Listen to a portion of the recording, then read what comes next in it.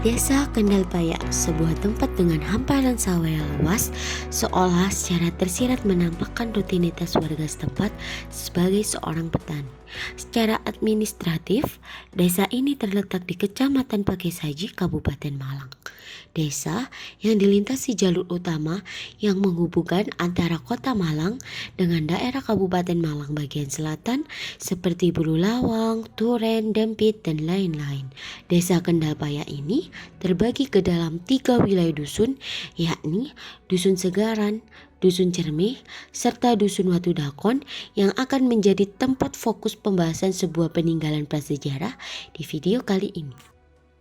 Lokasinya tepatnya berada di kompleks yang bernama Yayasan Al-Hayu. Yayasan ini terletak di pinggir jalan raya Kendalpaya. Sebenarnya mirip dengan pondok pesantren pada umumnya, dilengkapi dengan musola, asrama kecil, sebuah makam kecil di depan asrama, serta tanaman rindang di sekelilingnya. Namun, sebetulnya pihak yayasan inilah yang menjaga serta melindungi peninggalan Watu Dakon tersebut. Bagaimana dengan kisah dan sejarahnya? Serta bagaimana pula nasib dari peninggalan Watu Dakon tersebut? Yuk ikuti terus video ini. Deskripsi bentuk Watu Dakon di Kendalpaya. Bentuk Watu Dakon di Kendalpaya ini hampir berbentuk bujur sangkar atau persegi dan berukuran cukup besar. Jumlah lubang yang terdapat di permukaan Watu Dakon ini terdiri dari 15 lubang yang tersebar secara teratur. Lubang terbesar ada di bagian tengah dengan berdiameter 44 cm dan kedalaman 3 cm. Yang menarik dari lubang ini adalah terdapatnya ukiran berbentuk semacam 3 panah melingkar seperti membentuk swastika. Pengertian Watu Dakon. Watu Dakon merupakan sebuah batu yang berlubang mirip dengan permainan tradisional zaman dahulu, yakni dakon. Batu datar berwarna hitam yang di atasnya terdapat cerukan-cerukan.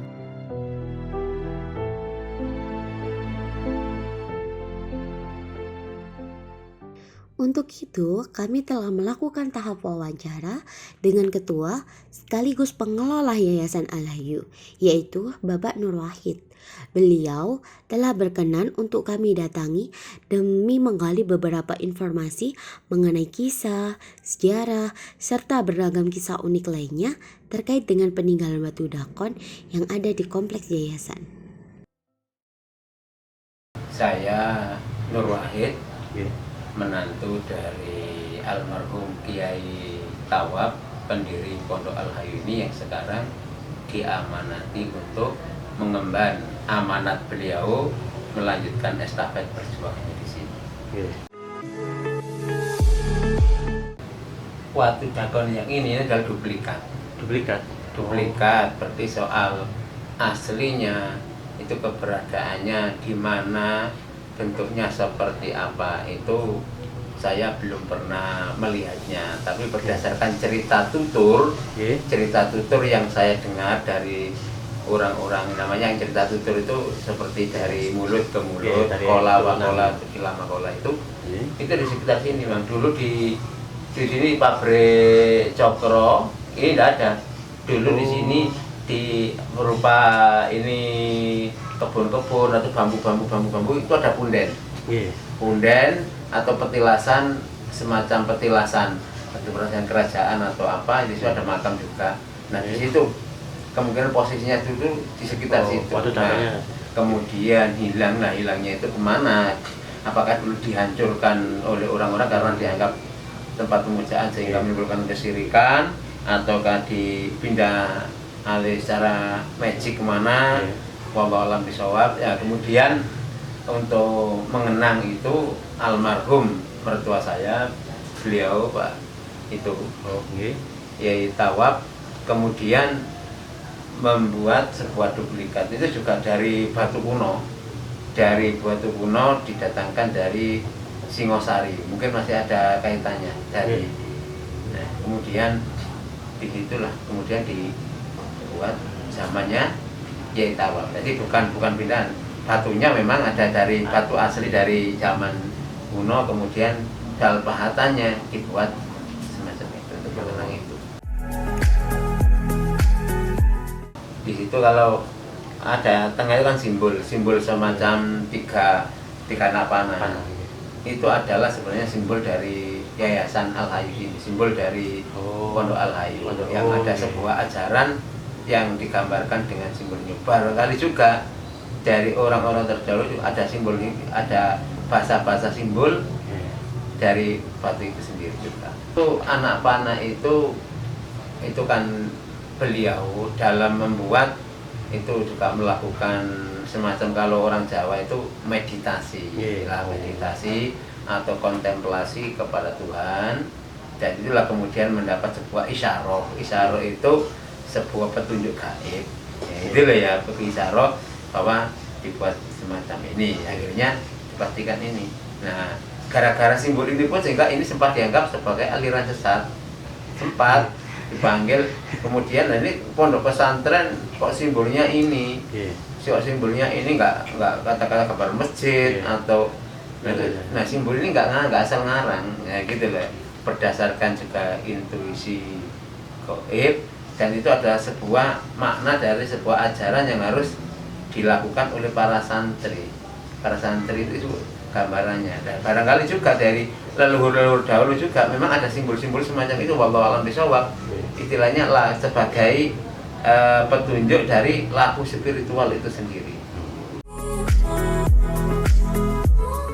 Ini sebagai nomor satu, sebagai pembelajaran makna filosofi dari Watu Dagon itu sendiri. Dan kalau hiburan ya memang itu hiburan.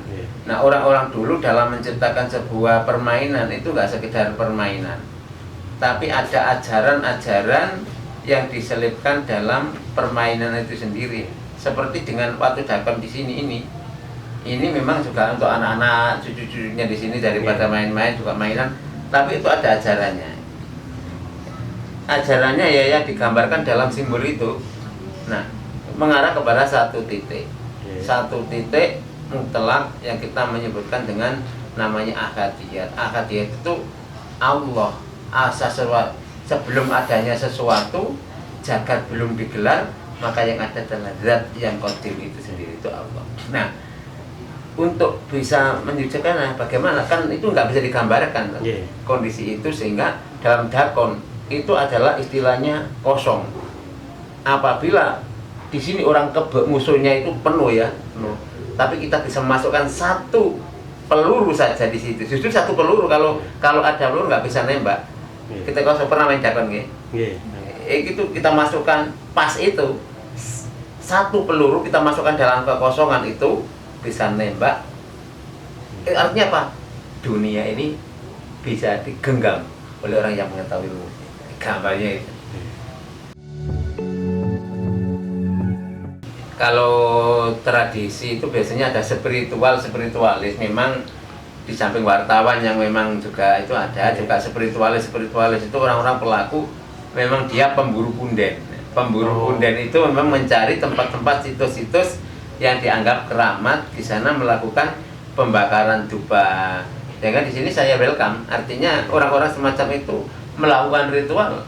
Baik, monggo silakan. Silakan. Kemudian di sini dilakukan ritual membakar dupa sesuai dengan kepercayaan. Silakan saja, saya tidak melarang, walaupun ini pondok pesantren saya begitu. Silakan, karena mereka, saya menghargai mereka. Itu pasti bukan orang sini, bukan santri sini, tapi orang-orang tamu pendatang, bukan di Watu Dagonnya, tapi lebih kepada ke makamnya. Setelah makam, setelah dari itu kan ada katanya masih berkaitan. Ini dulu kan ceritanya, ini kan punden sebelum awal-awal pendirian di sini kan ada mengatakan tempat wingit. Wingit itu angker, jarang. Dulu kan masih nggak ramai semacam ini, masih berupa belukar, pohon-pohon besar, berumbul itu.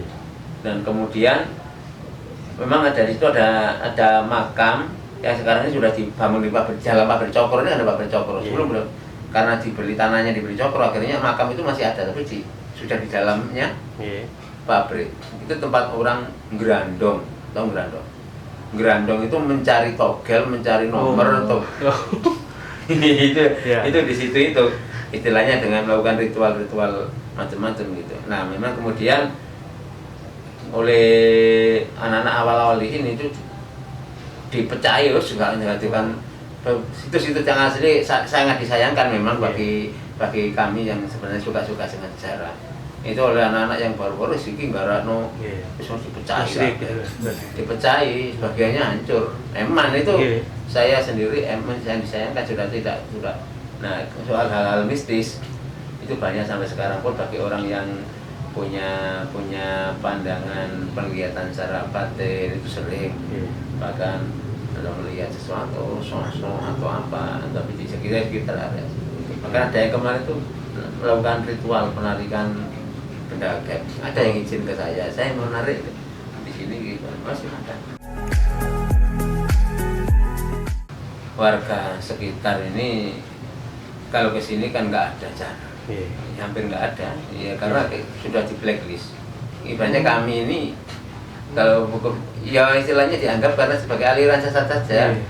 Masuk ono pondok, apalagi gambarnya masukannya saja bukan kaligrafi Arab, Semar, Anoman sehingga warga itu menganggap di sini ya ada. Kemarin kami ketika punya hajatan, saya undang ya datang juga akhirnya bahkan kalau di sini yang diajarkan apa, ada kan tabayun, klarifikasi. Ini sama aja dengan pondok-pondok pesantren yang lain, nggak ada bedanya. Hanya kami melestarikan budaya. Jadi saya dan memang dari keluarga ini memang ada misi. Misi itu nguri-nguri budaya Jawi. Artinya apa? Melestarikan tradisi lama dari orang-orang Jawa. Itu tetap kami namanya melestarikan leluhur. Jadi itu ada dalam ID NU itu ada al-muhafadzatu ala qadimi sholeh wal ahdu bil jadidil asla. Tetap mempertahankan tradisi lama yang baik sembari menggapai nilai-nilai baru yang lebih baik. Tidak dihancurkan, dihapuskan, tidak, tetap kita lestarikan sambil menggapai sesuatu yang lebih baik. Jadi enak. Pendatangannya kan dari juga bersama dari mendatangkan dari Singosari juga. Nah, proses datangnya saya sendiri nggak tahu. Saya yang di sini itu nggak tahu datangnya dinaikkan apa. Tapi ini desas-desus kila kalau jenenge kila jarine kila artinya hanya kabar buruk. Itu almarhum mendatangkan sendiri dengan supranatural. Tapi saya nggak tahu juga karena kebetulan saya kan namanya nggak tahu. Tapi apakah dinaikkan truk? Ya kan biasa jadi toh malam-malam dinaikkan truk. Tapi kalau truk mengangkatnya ke truk itu ya berat. Ya opo kan gitu loh. Padahal ini sebelum di namanya kan lah ini ada yang mengatakan itu mendatangkan cara supranatural itu gimana sih? Ya aku alam bisawab ini saya jangan percaya, jangan kata saya sendiri dari ini masih ambigu juga. Ya opo. Nah kalau supranatural sudah enggak bukan ranahnya akal. Sementara saya sendiri karena kan masih menggunakan akal. Peninggalan sejarah seperti Watu Dakon juga perlu kita lestarikan dan dijaga loh, agar senantiasa para generasi penerus bangsa mampu mengingat dan menghormati budaya lain yang masih banyak terkandung di lingkungan masyarakat di Indonesia. Cukup sekian video kali ini, semoga bermanfaat. Terima kasih telah menonton dan sampai jumpa kembali di lain waktu.